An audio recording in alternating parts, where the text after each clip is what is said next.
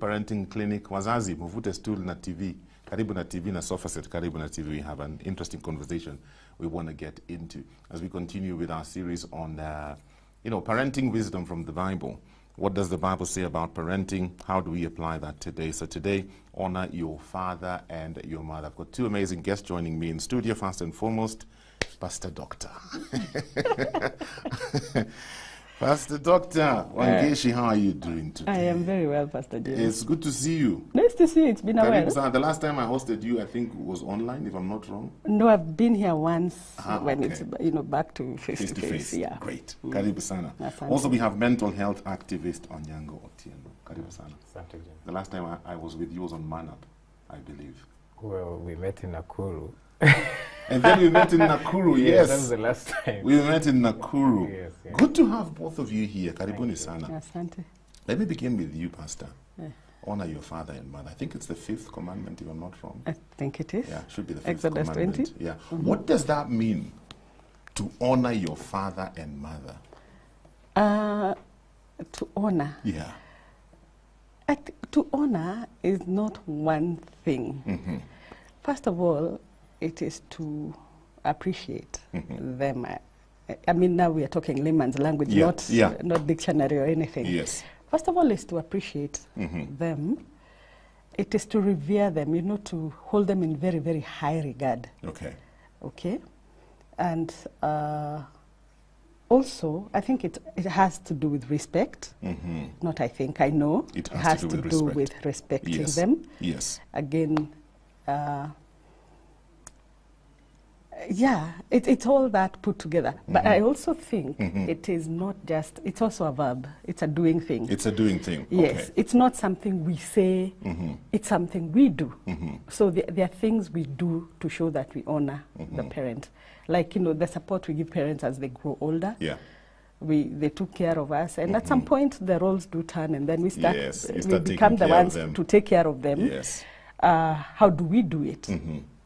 That's why I said that at some point it becomes a doing thing. Yeah. Do we do it, and what's the attitude as we do it? Are they a burden? I can't wait to share this burden at some point. Or do we gratefully and joyfully do it because we know who who are they? My father, my mother, and what they had to do to get me to where I am. Yeah. Because regardless of where we came from and what happened, it's courtesy of them that we're here.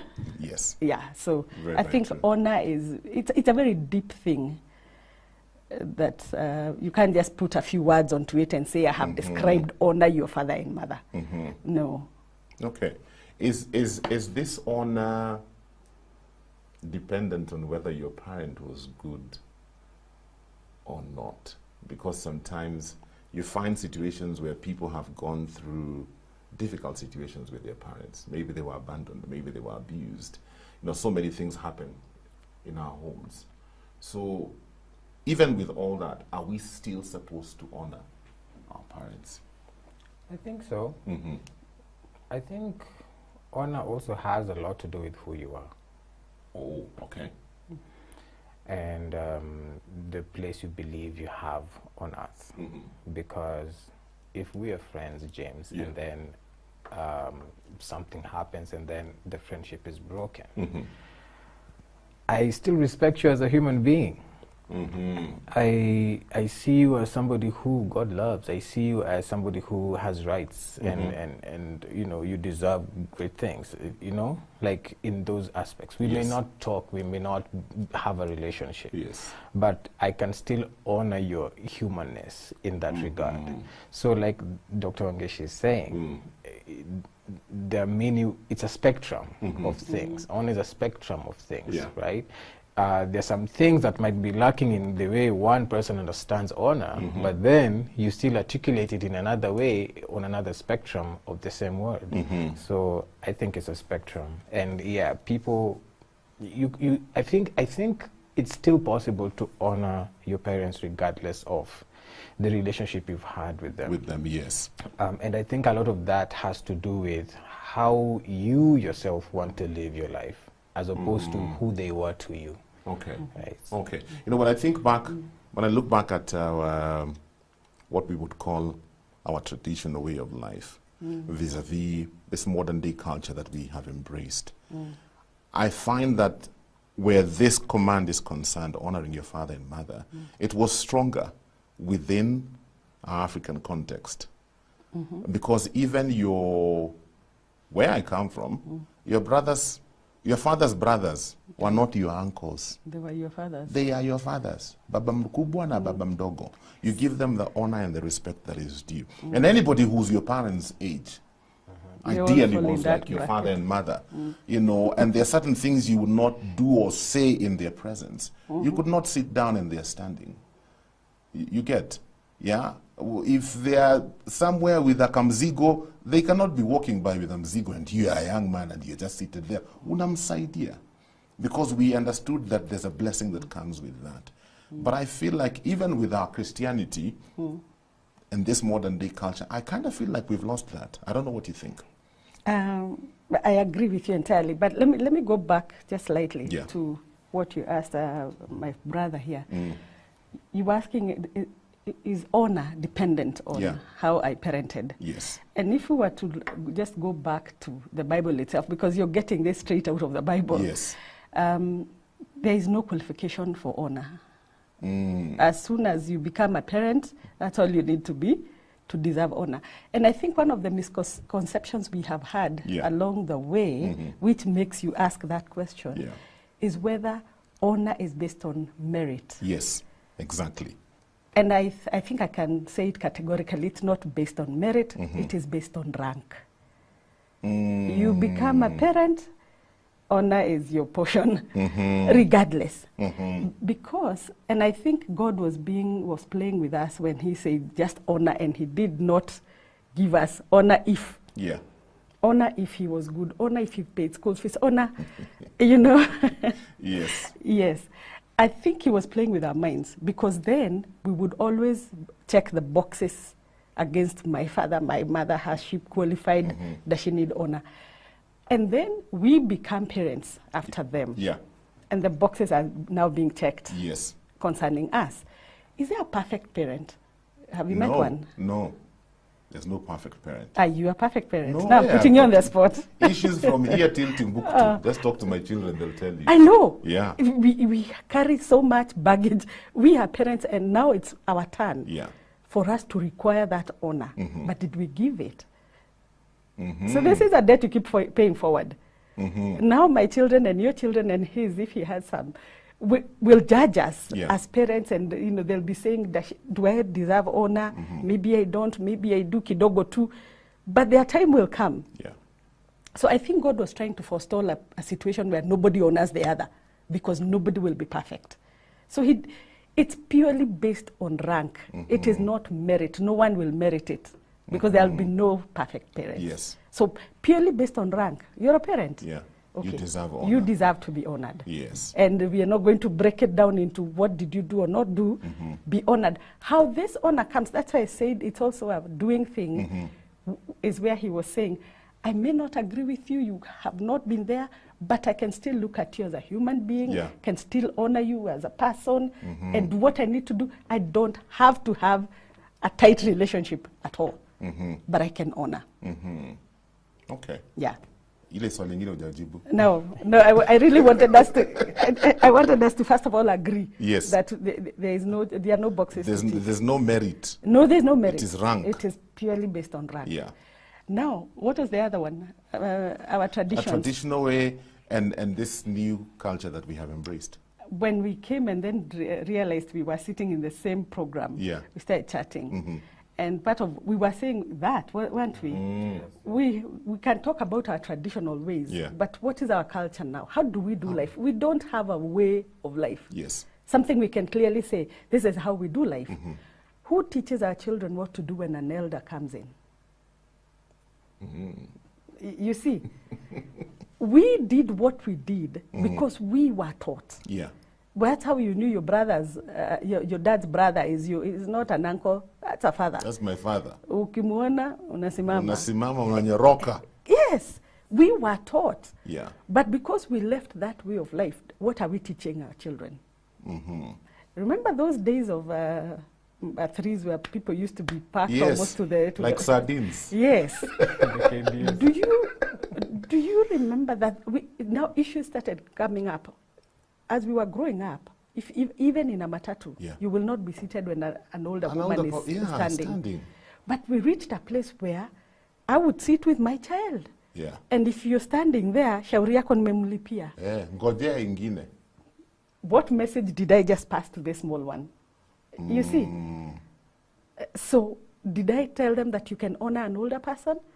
The next person to receive that treatment will be me. Yes. They don't know you. Yes. They don't know you, so you may not be the recipient. Yeah. But the next older person that will receive the same treatment I showed him will be me. So we are not teaching our children the right things. Okay. Pastor James, would you have sat with your mom when she's talking to an age mate, contributing to that conversation? Hey. Would you? Where? No. But now you find children seated, contributing or fussing around. Watching their program on TV. As you sit there, talking to? Yes. How now? How did we get there? We taught them. We allowed them to do it. So you're saying how we used to do life. Now we don't have a way we can say, this is our way of life. This is how we do life. Okay. Now life is done individually. Kwangu, kwako, we do our thing differently. Okay. What would you say are some of the ways we dishonor our parents today? It's a very hard question. That's a very hard question because where we are today with how parenting has changed over time, children are growing up very confused over so many things, right? Like, for example, the very small example she's given. Yeah. I think I would feel weird. I remember sitting on those parked KBSs. Yes. And there's somebody older than me standing. I can't. Yeah.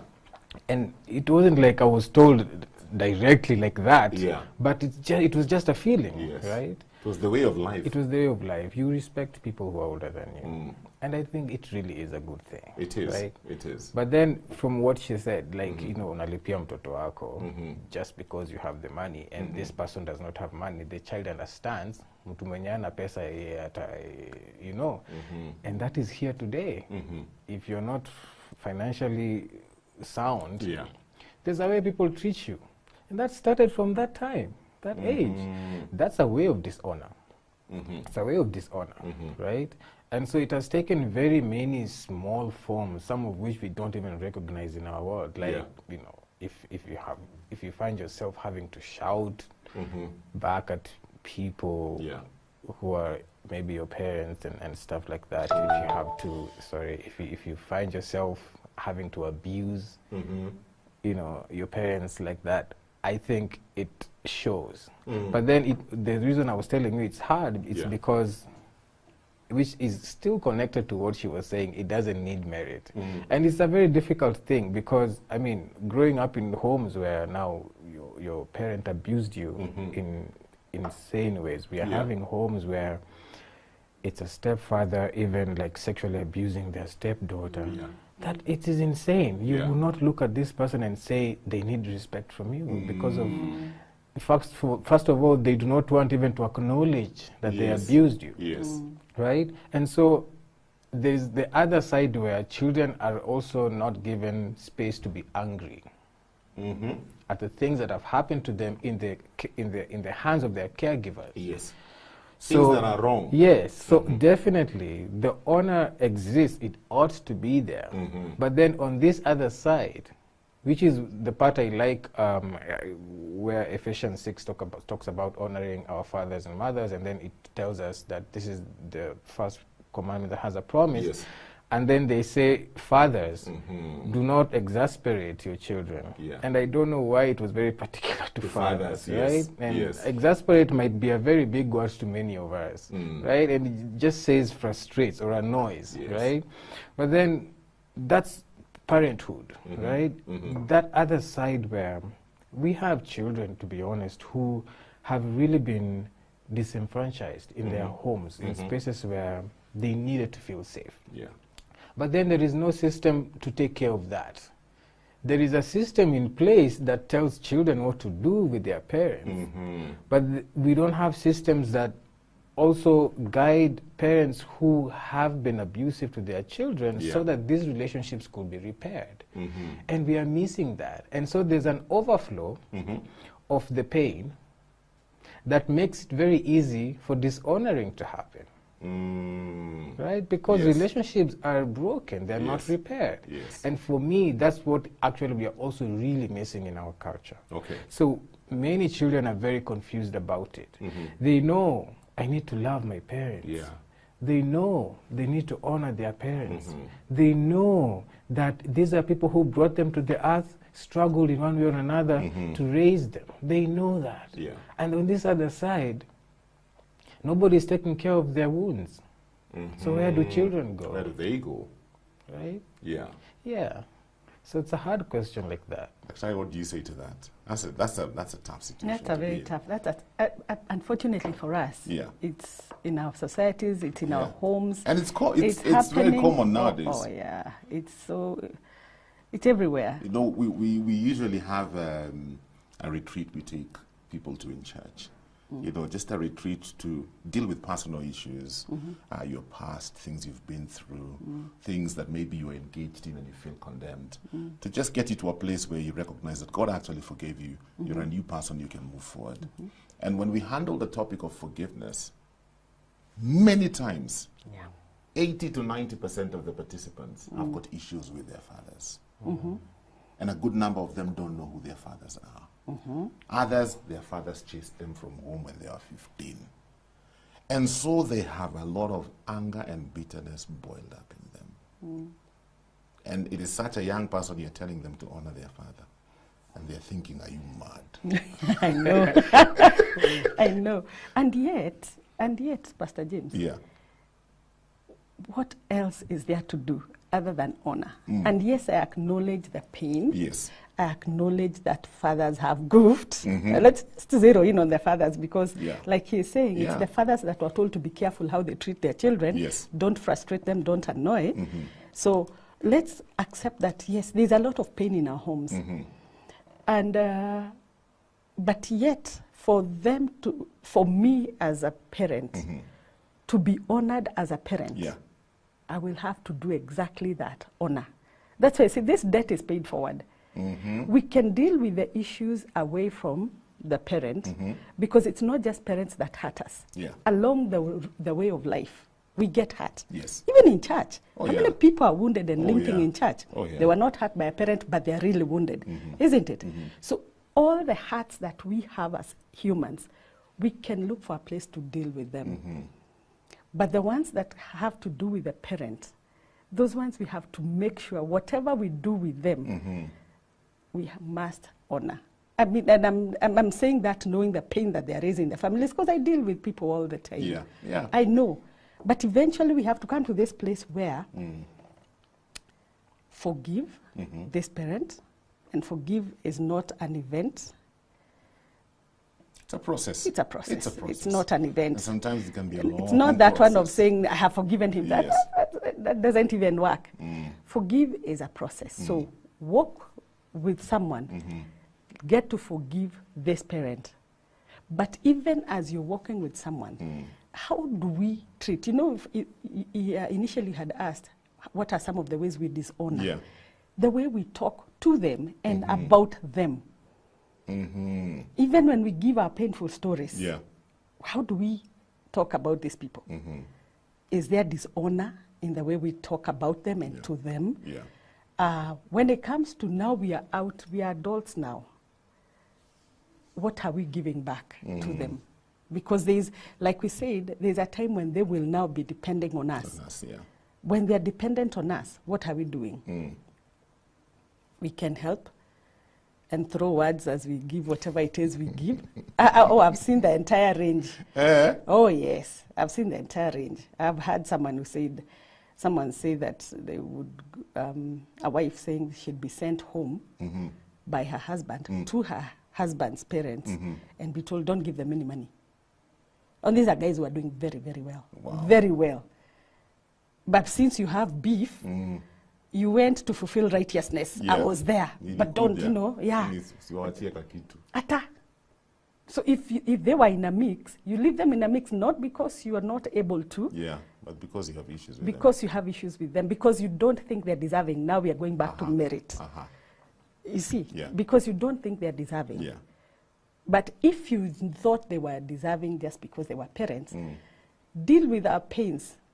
We deal with our pains, however, you know, whether it's therapy or a pastor or just sitting down and processing. But there is nothing in the Bible that allows us to do away with honor or to dishonor for that matter. Nothing. And then I was wondering, why did God attach a promise to this? Nothing else. None of the other 9 has a promise. This is the only one that has a promise. I think he knew it was a hard one to keep. I mean, if you can do this. We needed motivation to keep it. Who now knows? Yes, why? Long. Yeah. You know why I'm saying that? Yeah. Because he doesn't even say what. Okay, he says it will go well with you. Yes. And your life will be long when you honor. And I was thinking, I think I'm talking too much, but I was thinking. It's okay. You're here to talk. I was thinking about some guys in the book of Jeremiah called the Rechabites, or I don't know, how do you pronounce that verse? Those ones. The Rechabites, in Jeremiah 35.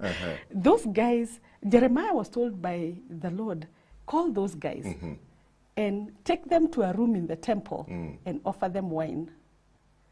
And he did. And so he called these guys, took them to a room in the temple and gave them wine. Guys were like, no, we don't. Our father Jonadab, or whatever the name was, you know, those Bible names, told us never to touch wine. And so, you can't take no. That's some guy who died many years ago who told them never to touch wine. And they're still holding on to that. They don't touch it. And so, of course, God used that to say, you know, this is a family that has obeyed a man's command to the letter, but you guys don't obey my commands. That is beside the point. But the point was, Jeremiah was told, say to the children of Israel. No. The Rechabites. The Rechabites. Because you have kept your father's word, there is a blessing. Read. By the time you come to Jeremiah 35, around verse 18, I was reading the Old Testament. Don't get impressed. Yes, I'm impressed.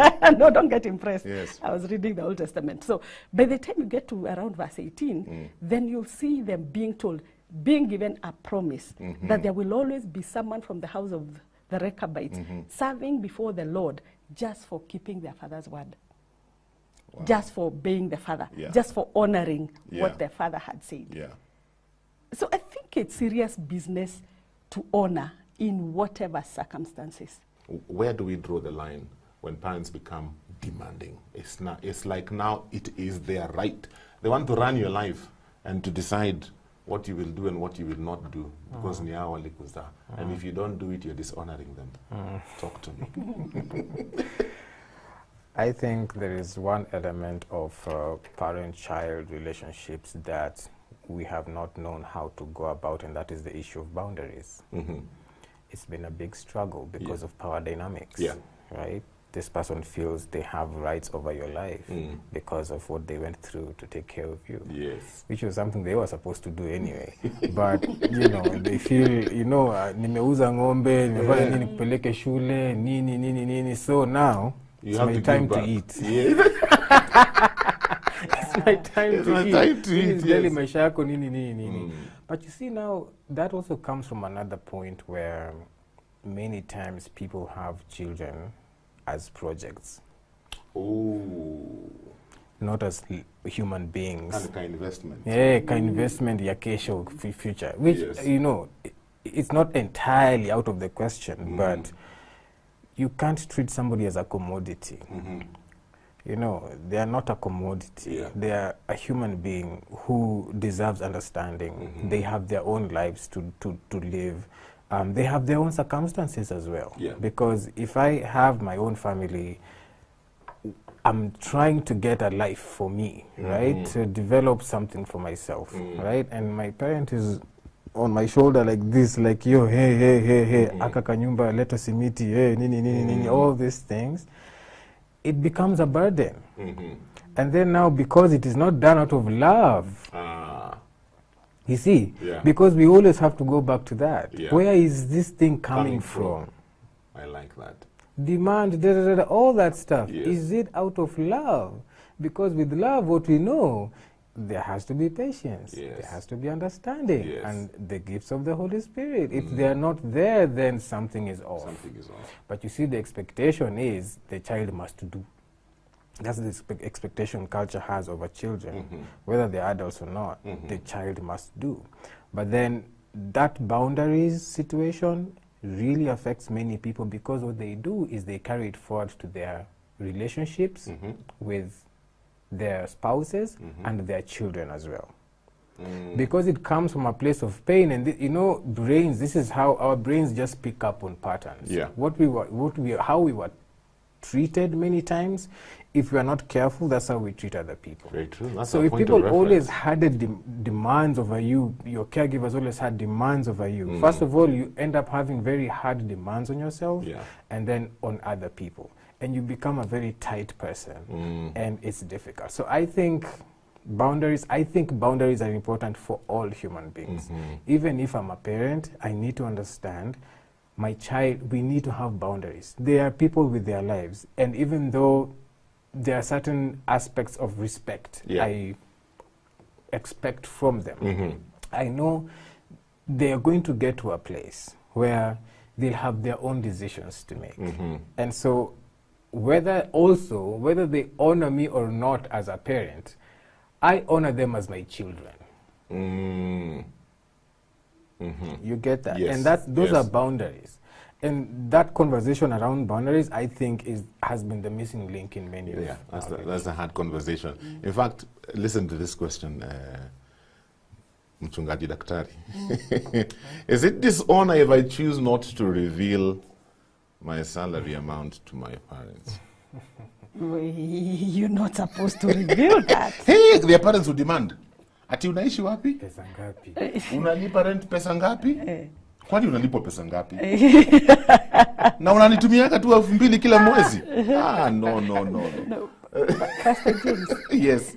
We must acknowledge, and I love what Otieno has just said, that we have to have clear boundaries with everybody. Even now, even with our own parents, I mean, my parents are not there, but even with my own children, we have boundaries. There are places I won't go into their lives, and they're adults. So there are places I will not step into, and there are places they will not step into in my life, isn't it?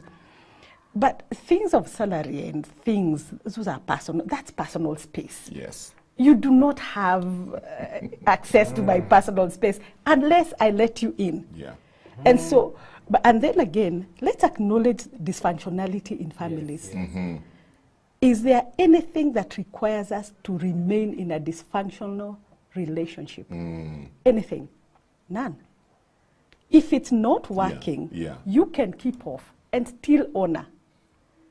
You don't have to be in this mix to honor. If it's a violent home, must you stay there and suffer the violence forever in the name of honor? No. But you can get out. There is nothing that requires us to be in a dysfunctional space and remain there in the name of whatever it is. You understand what I'm saying? Yes. So if it's parents, it's a dysfunctional home, there is violence, there's everything. And a child chooses to step out of this home, go make a life somewhere else, they can still honor from that distance. Because you know what happens when you come in. You're the one who's changing, the home hasn't changed. Your father who was abusive is still abusive. You come home to him, he will still call you those names he called you. Now, do you want to keep stabbing at this wound? Just before it heals, you go home and it's stabbed again? No. But you can still honor with that distance. In fact, there's a question here that says, I agree with the gentleman in the studio. Parents are people who can also treat their children like human beings. My parent has said the craziest insults to me in private and in public, for instance. It calls for a lot of work to get to a place of honoring them unconditionally. Our parents has toned down but not changed as much and never said sorry to us. But my siblings and I decided to change the narrative, treat them like a sick person that we understand and love purely. That's hard. Whose effort is that? That's really hard. That's really hard. And let me just say this. Growing up, I wouldn't say I come from a, any real dysfunctionality or violence. Yeah. But my grandmother was a mean person, and mean is very polite. She was mean. Okay. That's my dad's mother. Yeah. And I saw her, even as a grown-up, come to our house to insult Dad. Oh. Oh, yes. Oh, yes. And, this is a Kikuyu woman. You can imagine the kind of words she's going to unleash in mother tongue. Yeah. In front of the... In front of us, thanks. And, of course, somebody who will insult your father. In front of you. And his wife. Yeah. The whole point was to embarrass, eh? So, in all the instances that I saw my grandmother do that, never once did my dad answer back. Oh. Mzee alikuwa anajipatia shughuli. Yes. Unamwona ameshika panga, to the shamba. I don't know what he would go and do there, whether to go and rant there. Vent his anger on the vegetation. Yes. I don't know. But never once did he speak back. And she would unleash some very, very serious bad words. Eh? Yes. But he'd always walk away. He would walk away from her. Yeah. And of course, even us, we don't want to hear the words that are coming. So we would also scatter. Yes. That way. And this is not our dad speaking to us. This is his mother. And she would do a thorough job. So what we saw from our dad now was the walking away. Don't answer. Don't engage. Yes. Protect your heart. Yes. The only person who would be left there is my mom, who would pretend she hasn't had one word that has been spoken. Wow. And then after we have scattered, she'd do something random like offer to make tea for her. And she'd sit and take tea. The rest of us will reconverge after a while when we know she's gone. It was not all the time, but periodically she will come and do something that bad. But what we saw was Dad always walking away. He never dishonored her. Never ever answered. And the next time she comes and she's not insulting, you find them laughing there. In fact, her later days before she died, she had moved in with my parents. And all she had was praise for the same people she abused through her life.